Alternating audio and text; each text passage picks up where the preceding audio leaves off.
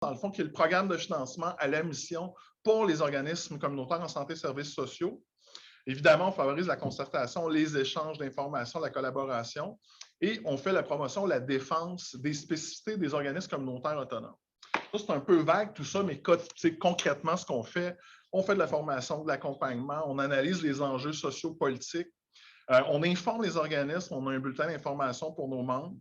Donc, je vous l'ai dit, on est interlocuteur auprès du CIS. C'est vrai au niveau du programme de soutien, mais il y a toutes sortes d'enjeux qui apparaissent, particulièrement ces temps-ci avec la loi 15. Donc, on profite de ce rôle-là, évidemment. On revendique aussi pour plus de justice sociale, un meilleur filet social. Dans le fond, on parle de gestion. Évidemment, on est un organisme comme tous les autres, donc on a les mêmes impératifs que tous les organismes. Donc, les rencontres de concertation avec les acteurs locaux. On a un volet formation. D'ailleurs, on a développé une formation avec l'UQAM pour les ressources humaines pour les organismes communautaires. C'est une belle collaboration qu'on a. On donne une formation sur la gouvernance d'un organisme communautaire autonome. On donne aussi une formation politique salariale pour essayer d'inciter les organismes communautaires à se doter de politiques salariales et de conditions de travail meilleures dans certains cas. On travaille sur une formation sur la reddition de comptes et sur l'ACA. On a entrepris une collaboration avec les organisateurs communautaires du CIS, justement. Le rôle des organisateurs communautaires a évolué et on se rend compte que notre mission n'est pas tellement comprise. Fait on va se donner des mécanismes justement pour se parler plus régulièrement.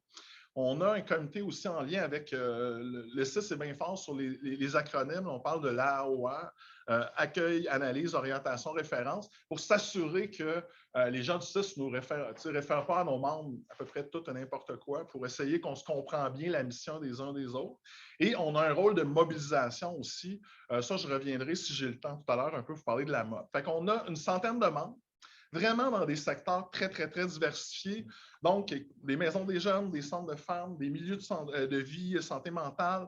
Les CALAC sont membres chez nous, les maisons d'hébergement femmes et enfants victimes de violences conjugales, maisons d'hébergement, les maisons pour l'hébergement jeunesse, l'itinérance, centres de prévention suicide, l'hébergement de crise, l'hébergement pour la santé mentale. Les organismes d'entraide, ils sont très différents. Les centres alpha, il y a un centre vraiment spécialisé dans la proche aidance au Bas-Saint-Laurent qui est dans les Basques, qui est membre chez nous. Des grands amis, défense collective des droits des personnes assistées sociales. On a des membres qui sont des regroupements aussi d'organismes communautaires, écoles de rue, etc. Là, il y en a plusieurs, je ne vais pas toutes les dire.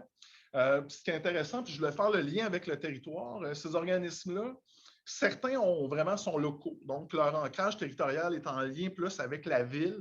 La ville, c'est quand ils n'ont pas nécessairement les ressources financières pour offrir des services dans tout le territoire, mais souvent, leur mandat est à l'échelle d'une MRC. On a des organismes qui sont supralocaux. Fait que ça, c'est souvent avec les territoires d'appartenance ou carrément le territoire du Bas-Saint-Laurent divisé en deux, l'Est-Ouest, le KRTB, Rimouski puis les 3M. Donc, on a certains membres qui couvrent ces territoires-là et on a des organismes qui sont régionaux, donc qui couvrent l'ensemble du territoire. Puis dans un territoire qui est grand comme le nôtre, bien, c'est sûr que ça occasionne certains défis au niveau de la représentativité territoriale, etc.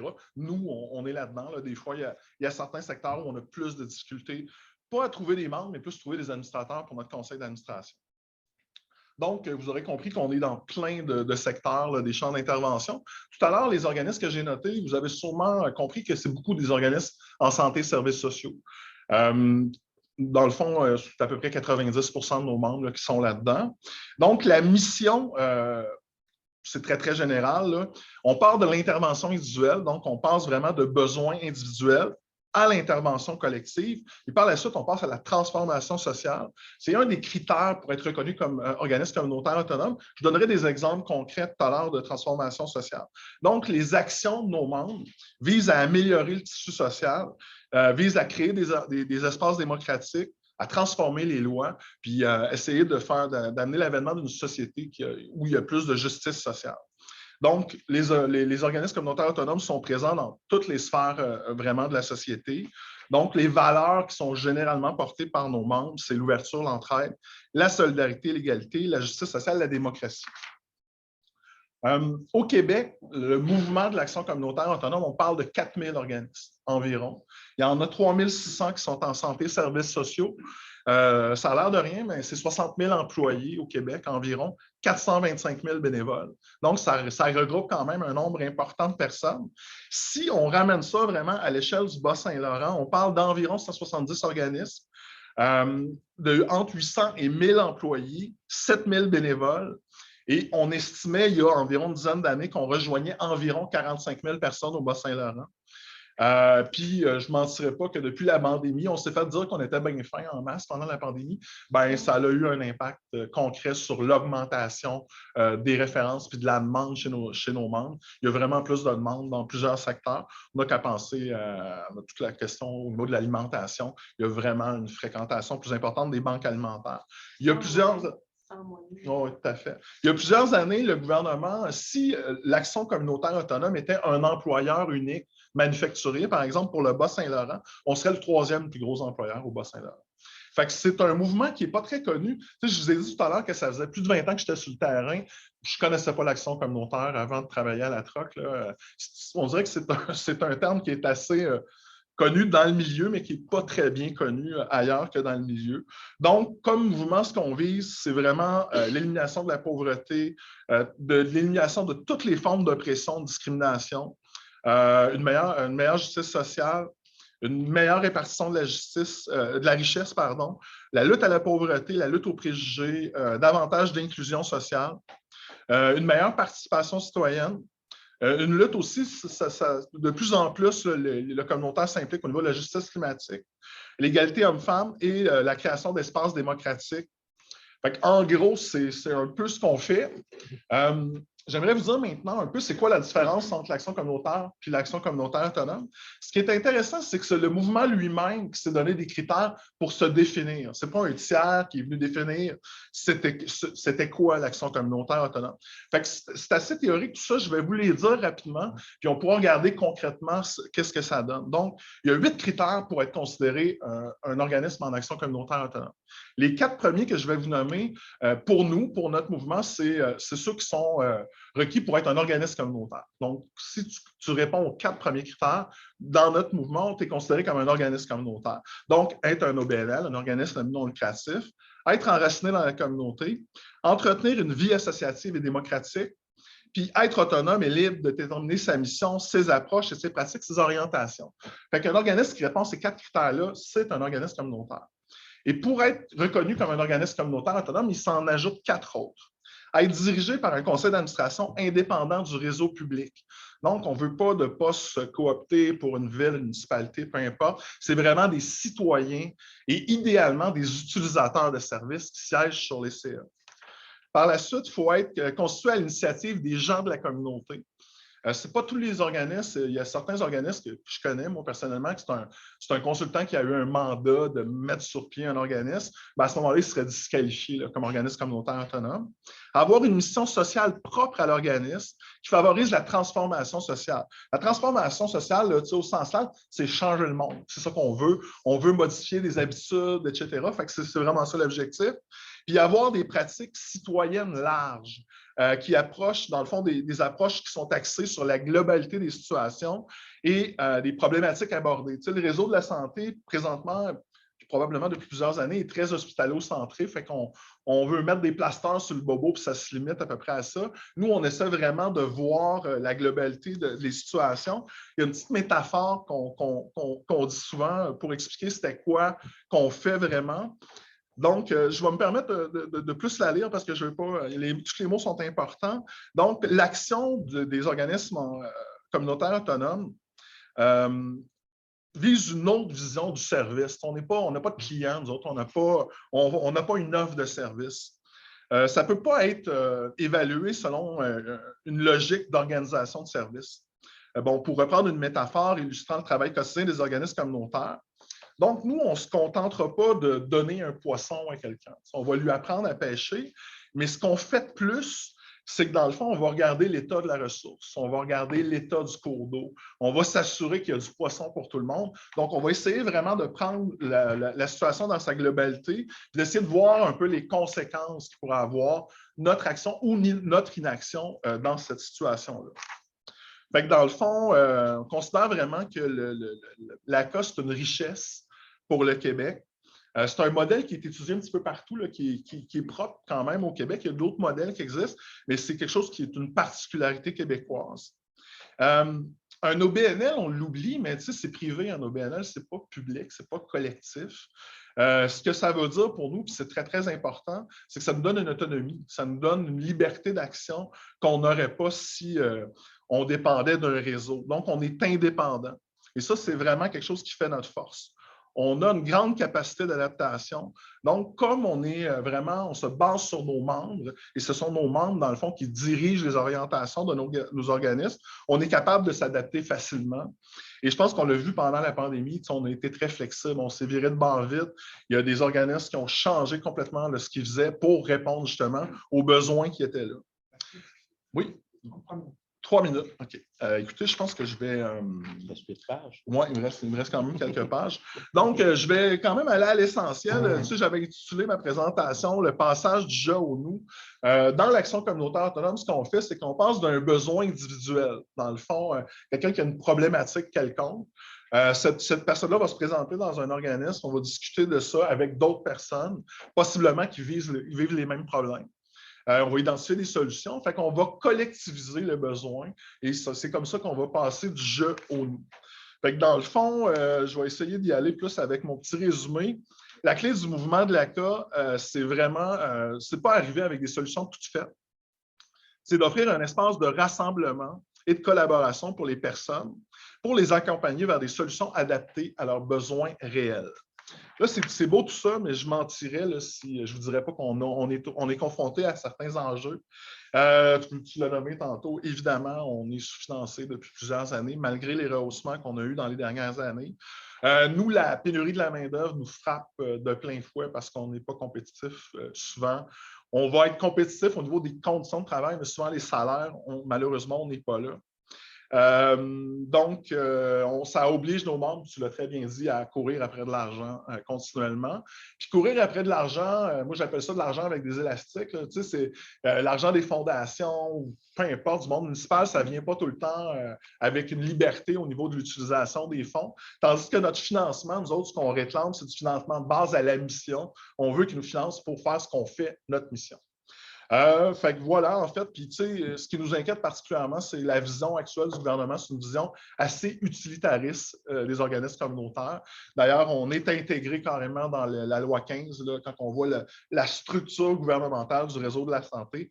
Les organismes communautaires sont là et c'est la première fois que ça va aussi loin que ça. Fait que voilà. Merci. Merci.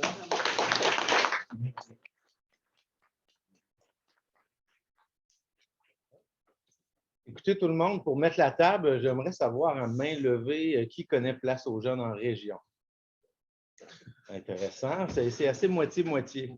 Pour ceux qui connaissent déjà ce que fait Place aux jeunes, bon, je vais vous donner quand même la base de l'organisme, mais très vite, je vais vous présenter vraiment le portrait post-2018 de notre organisation. Aujourd'hui, je remplace quelqu'un d'autre. Habituellement, je couvre le territoire Rimouski-Neigette. Donc là, je vais vous parler beaucoup plus organisationnel à l'échelle du national. La mission chez Place aux jeunes, c'est favoriser l'attractivité et la rétention des 18 à 35 ans qui ont complété un diplôme ou du moins de l'expérience dans des cadres de métier, donc DEP, collégial, universitaire. Et nous, on est un facilitant à pouvoir venir s'établir en région. L'idée, on est présentement 105 agents sur 85 territoires. Pourquoi territoire? Parce qu'on couvre chaque agent une MRC et les seuls territoires qu'on ne couvre pas sur 15 régions, il y a Laval et Montréal. Vous comprendrez qu'on couvre les régions, même si on peut dire que c'est des régions. Des fois, les gens de Montréal oublient qu'ils sont insulaires, mais qu'ils sont aussi issus d'une région.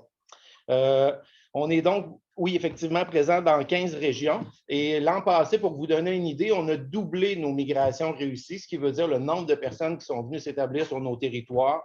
On est passé à 2092 migrations réussies. Et comme vous savez, on a traversé une éclipse lunaire de COVID. Il y a plein de gens à partir de 2020 qui se sont vraiment investis d'urgence ou pour différentes raisons à venir s'établir en région. Ceci explique en partie le fait qu'on a doublé, mais aussi le nombre d'agents. On est passé à 13 658 activités organisées parce que qui dit s'établir sur un territoire, on parle de la rétention, l'enracinement et dans un contexte de COVID, on a dû multiplier la créativité pour accompagner des gens qui venaient s'installer sur nos territoires quand on était avec des commerces fermés, les masques, etc. Donc, la relation de ne même pas rencontrer ses collègues de travail non plus dans les périodes où on était tous en télétravail. Ça nous a amené à couvrir 7 200 jeunes soutenus.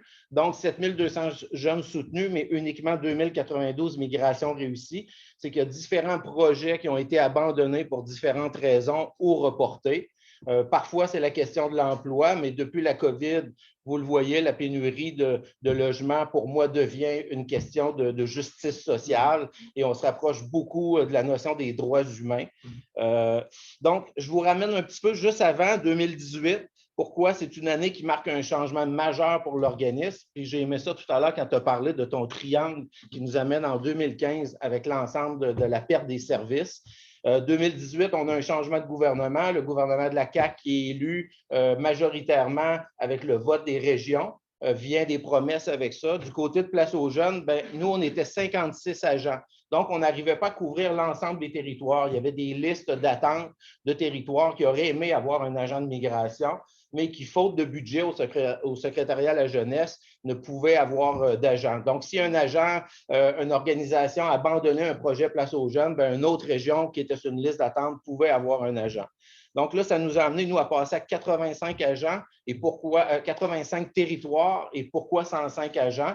C'est qu'on a aussi un déséquilibre qui était très marqué au sein du réseau de Place aux Jeunes. Donc, chaque agent couvre une MRC, mais les réalités territoriales sont différentes. Vous comprendrez, si on prend l'échelle, exemple du Bas-Saint-Laurent, on est 200 000 habitants et le territoire que je couvre, et là, je ne veux pas faire pitié, mais le territoire que je couvre, on retrouve 56 000 habitants dans la MRC. Donc, une MRC à elle seule possède plus du quart de la population de l'ensemble des 7 autres MRC. Donc, ça amène aussi un bassin d'entreprises plus prononcé, donc une attractivité naturelle, une capitale régionale. Donc, notre organisation aussi, avec l'injection de sous-neuf, on le voit, là, le communautaire et les organismes, les OBNL peuvent se développer si on donne l'oxygène. Et dans notre cas, ça a été une injection de 17,9 millions de dollars. Donc, pour ajouter les territoires, mais aussi des enveloppes consacrées à des projets. Donc, nous, ça nous a permis d'identifier 6 territoires qui étaient en surcharge et de pouvoir embaucher des ressources supplémentaires. Présentement, on est 2 pour Rimouski-Neigette. On pourrait être 3 facilement, là, après 2 ans là, à travailler ensemble depuis 2021, la mise en place. Ça a amené aussi des enveloppes où on pouvait déposer des projets. Donc, souvent, on nous parle à l'intérieur de notre réseau de ce qu'on va appeler l'intelligence territoriale. C'est un terme qui est utilisé beaucoup dans le langage chez Place aux Jeunes. Il faut qu'elle se traduise à quelque part. Donc, ces enveloppes-là nous ont permis de faire des appels de projets qui pouvaient représenter notre réalité régionale. Dans notre cas, nous, le Bas-Saint-Laurent, on est fiers quand même depuis 2009 d'une concertation régionale très forte avant l'abolition des CRE et des commissions jeunesse. On a eu 2 triennales de politique d'établissement jeunesse. Donc, il y avait une volonté de notre commission jeunesse bas-laurentienne de tabler sur l'attractivité et le retour des jeunes en région. Donc, à partir de 2015, on est tombé vraiment avant l'éclipse COVID, on a eu l'éclipse des services en région. Et nous, ce 3 ans-là, arrivé jusqu'à 2018, nous, les agents, on a maintenu ces rencontres-là. On a continué à croire, nous, qu'on devait parler au nom du Bas-Saint-Laurent et non être en silo, chacun dans sa MRC. Donc, quand arrivent ces enveloppes-là, pour nous, le fruit est mûr de déposer des projets et nous, on est tout de suite allé se chercher une agente régionale. Et avec l'agente régionale, nous, on s'est dit, on veut savoir le portrait des lieux. On nous parle beaucoup d'attractivité. Nous, on voulait savoir qui sont les acteurs et depuis combien d'années il y avait de l'attractivité au Bas-Saint-Laurent pour voir si on ne répétait pas souvent les mêmes bonnes solutions, mais jamais appliquées. C'était une des raisons pour nous, la notion de la ligne du temps. Ça nous a permis aussi de dresser cette ligne-là pour faire réaliser à tout acteur socio-économique l'importance et aussi le choix qui a été fait au Bas-Saint-Laurent depuis longtemps de miser sur l'attractivité. Un deuxième projet qu'on a fait, on est allé vraiment dans les études au niveau de la recherche scientifique. On s'est associé avec le professeur Frédéric Lorrain, professeur du département Finances et Économie à l'UQTR, combiné avec M. Marco Alberio, qui était ici à l'UQAR, professeur département Société-Territoire à ce moment-là, et aussi titulaire de la chaire de recherche en innovation sociale et développement des territoires. Ça nous a permis, cette étude-là, d'analyser auprès des jeunes universitaires finissants. Faute de temps, on était en pleine COVID quand on a réalisé l'étude. On aurait aimé pouvoir l'étendre au collégial et au DEP, mais on s'est concentré sur un schéma d'entrevue d'à peu près 700 à 800 étudiants qui ont été interrogés. Et ça nous a permis, nous, de faire réaliser la fameuse pénurie de main-d'œuvre qu'on nous fait miroiter. On a pu aussi identifier que dans cette pénurie de main-d'œuvre-là, il y a aussi le sous-emploi, quand tu parlais du communautaire, qui n'arrive pas à être compétitif, qui n'arrive pas à donner des salaires à la valeur de ce que ça vaudrait. Ça nous a fait aussi un levier qui a permis de s'adresser aux entreprises pour qu'elles améliorent les conditions. On a réalisé aussi que le salaire arrivait en 5e chez ces étudiants-là. Et là, on s'est dit, bon, on a tous besoin de vivre dans la vie. Bien, eux partaient du principe qu'en pénurie de main-d'œuvre, automatiquement, les entreprises leur donneraient un bon salaire. Donc, la liste d'épicerie des 4 autres schémas qui arrivaient avant le 5e, c'était est-ce que je peux avoir de l'avancement en entreprise? Est-ce que je peux être dans une entreprise qui va avec mes valeurs? Est-ce que je peux faire de la conciliation travail-famille? Et est-ce que le territoire va aussi me permettre de me développer? Fait que le lien de revenir habiter le territoire plutôt que de l'occuper, dans la vision que moi je vois chez les jeunes urbains, parce que 50% des gens qui font appel au service de Place aux jeunes ces dernières années ne sont plus juste des jeunes en région qui sont partis étudier à l'extérieur et qui veulent revenir. On a vraiment assisté aux jeunes urbains qui veulent aller en région. Fait que chez ce jeune urbain-là, il y a une image aussi qui va être peut-être bucolique du territoire, mais la notion de la mise en commun, la notion d'être dans des collectivités qui font du sens, c'est des éléments qui sont beaucoup ressortis. Ensuite, on a été capable de faire dans la 2e année, on est dans la 2e année de ce projet-là, d'élaborer une chaîne migratoire. On s'est dit que l'idée d'amener des jeunes en région ne doit pas reposer sur une seule entité. Il y a la notion de responsabilité partagée avec la communauté, que ce soit, j'ai nommé l'entreprise, mais que ce soit aussi le milieu municipal. Bon, les exemples que tu donnais tout à l'heure, Julie, sont très marquants parce que j'ai vu beaucoup de jeunes arriver en région et devoir résister à des projets qui ne rejoignaient pas les valeurs pour lesquelles ils étaient venus en région. Et on le voit encore aujourd'hui dans notre propre ville. Je regarde Sandrine. On pourrait parler de mobilisation. C'est pour ça que j'ai donné du temps tantôt. Je voulais continuer à boire ces paroles. Et ça nous a mené dernièrement un dernier élément qu'on vient tout juste de sortir, parce que les agents, on a des profils très atypiques. On provient de toutes sortes de milieux. Il n'y a pas un pro-format de qui est un agent de migration. Il y en a qui vont venir de la récréologie, des sciences sociales, le travail social, de toutes sortes de sphères.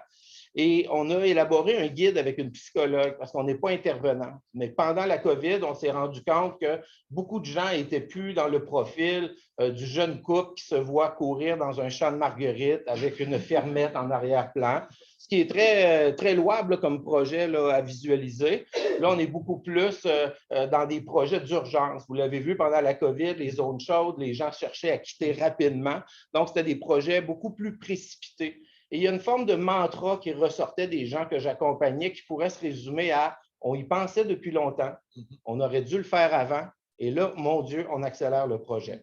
Et dans cette accélération-là, on n'a toujours pas les analyses du taux de rétention et d'enracinement dans cette urgence-là. Donc, les gens sont venus rapidement sur le territoire. Combien vont rester dans les prochaines années? On n'a aucune idée. Mais se superpose à ça justement un guide qu'on a élaboré, qui est un document de rétention sous forme de journal de bord, créé sur mesure et exclusivement pour Place aux jeunes Bas-Saint-Laurent, parce que c'est notre trademark qu'on a développé. On a même déposé à la BNQ, mais on est quand même ouvert à l'étendre par la suite. Ça va coûter cher à notre réseau. On l'a élaboré en collaboration avec une psychologue clinicienne et organisationnelle, Mme Marie-Ève Landry, spécialisée dans les grands changements de vie. Il met de l'avant les phases psychologiques par lesquelles passe une personne en période de grand changement. Donc, ce n'est pas nécessairement juste dans la relation de crise. On le voit aussi post-migration. On a des gens, des fois, qui nous recontactent 1 an après, 2 ans après. Je n'ai pas réussi à faire de réseau. J'ai rechangé d'emploi. Finalement, ce n'était pas ça que je voyais. Fait qu'on va accompagner les gens dans toutes ces étapes-là. Et voilà. 5 minutes, mon Dieu. Je pensais que je l'avais déjà cédé. Veux-tu continuer? Ça nous en fera plus pour échanger. J'ai été vite, moi aussi.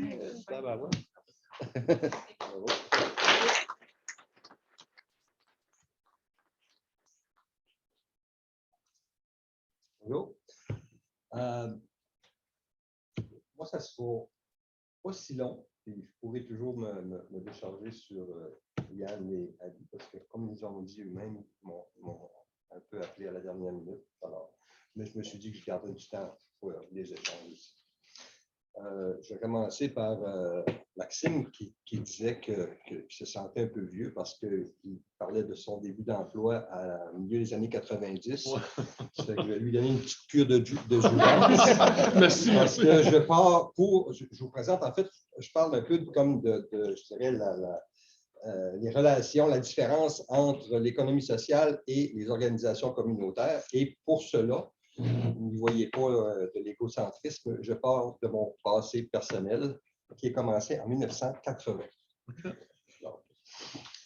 Je suis arrivé dans le bâtiment du regroupement des organismes communautaires et culturels de Rimouski, qui était l'ancien Institut de marine situé sur la rue Saint-Louis, qui a été démoli, parmi tant d'autres dans la tradition rimousquoise, pour construire ce qui est aujourd'hui l'hôtellerie de l'Association du cancer de l'Est du Québec. Dans ce bâtiment-là, qu'on appelait le ROC, il y avait Théâtre Les gens d'en bas, la Coop Alina, la garderie populaire, qui est devenue la garderie du bas du fleuve, puis l'Enfant du fleuve, CKLEFM, l'ancêtre de CKMN, devenu FLO, et là où j'étais alors, jeune artiste, un regroupement d'artistes qui s'appelait l'Atelier-Galerie La Grande Ourse, qui, en se sabordant en 1986, allait donner naissance au regroupement de photographes F, le F de focal, F de point, là, comme la caméra. Donc, le regroupement de photographes F et la galerie photo-vidéo Espace F, qui était à ce moment-là au sein des Ateliers Saint-Louis. Et nous étions voisins du Salon du livre de Rimouski et aussi du Cercle des fermières. Donc, la galerie Espace F est toujours bien vivante. Aujourd'hui, à Matane, et ce depuis 1991. Elle a initié et développé l'événement FOSS en 2013, donc il y a maintenant 10 ans. FOSS est devenu autonome et pilote aujourd'hui un important projet qui regrouperait quelques entreprises d'économie sociale dans un même édifice inoccupé depuis quelques années. Ça ressemble un peu à l'histoire du ROC. Donc, du ROC aux Ateliers Saint-Louis, au futur projet de Matane, la roue tourne et le communautaire, le culturel et l'économie sociale participent au développement des communautés. Et quand on dit que la roue tourne, elle tourne et pas juste sur elle-même.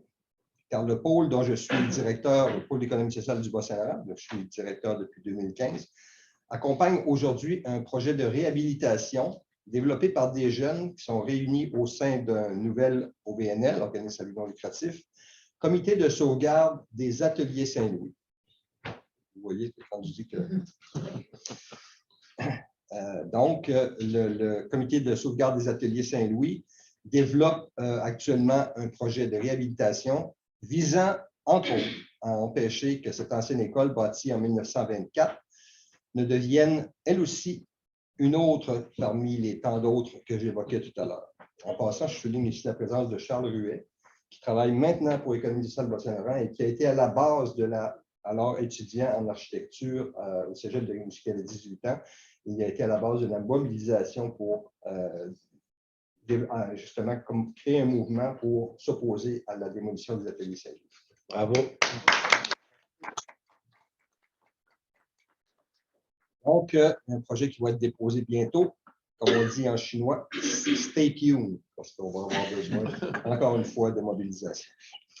Donc, communautaire et économie sociale, deux formes d'organisation dont le tronc commun se nomme le collectif et le solidaire. Car en France, on parle de façon systématique d'économie sociale et solidaire, ce qu'on devrait aussi faire ici.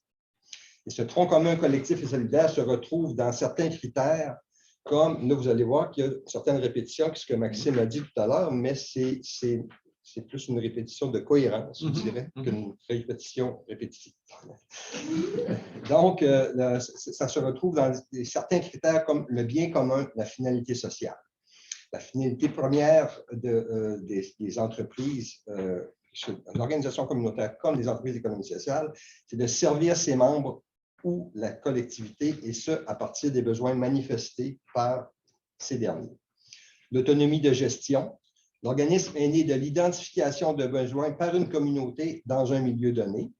Il a été créé à l'initiative de personnes membres de cette communauté et l'organisme est soutenu par ses citoyens. On dirait vraiment que j'ai copié sur toi. Cette action nécessite l'autonomie des groupes ainsi que des individus.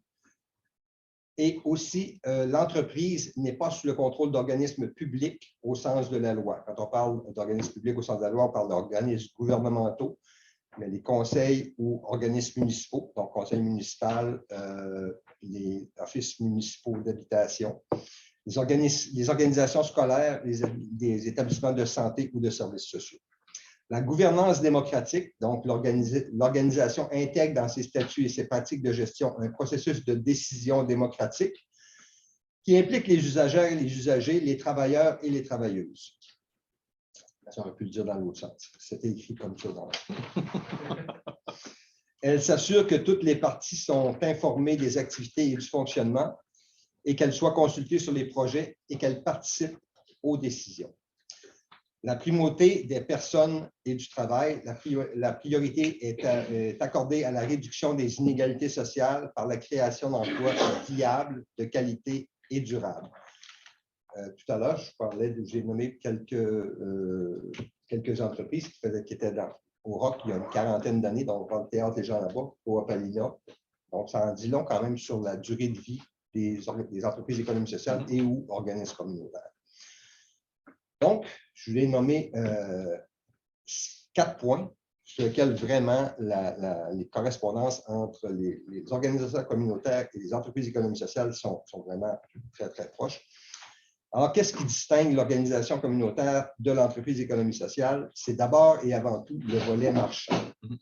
Il faut donc qu'il y ait vente et ou location de produits et services pour une entreprise d'économie sociale et que cela représente un pourcentage de revenus autonomes variant de 20% à 50% selon qui détermine le statut. Je précise que, comme dans le cas dans le Bas-Saint-Laurent, le pôle d'économie sociale en partenariat, en concertation avec les organismes locaux de développement comme les CLD, les services de développement économique des MRC, on a situé ce plancher de revenus autonomes-là à 20%.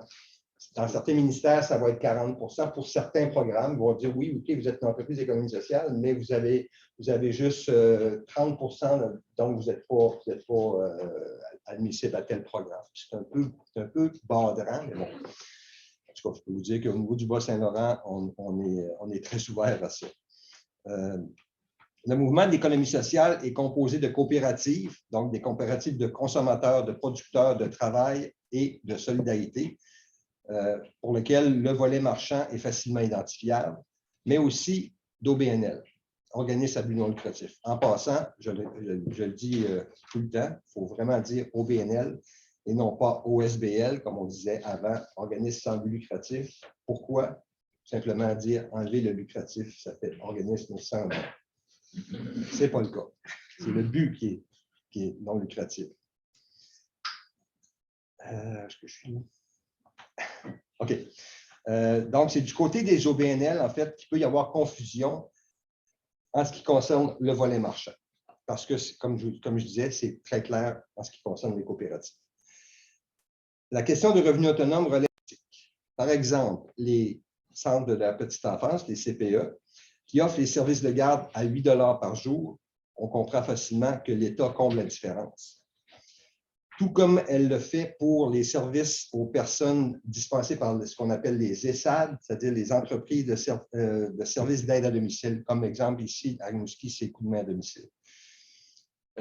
Ces subsides de l'État sont considérés pour les entreprises-là comme des contrats de services qui sont reconnus comme des revenus autonomes. Donc, l'argent vient du gouvernement, mais comme c'est comme un contrat de service pour donner des services à la population, c'est considéré comme un revenu autonome, comme les revenus qui sont perçus de la part des parents ou des bénéficiaires des services d'aide à domicile.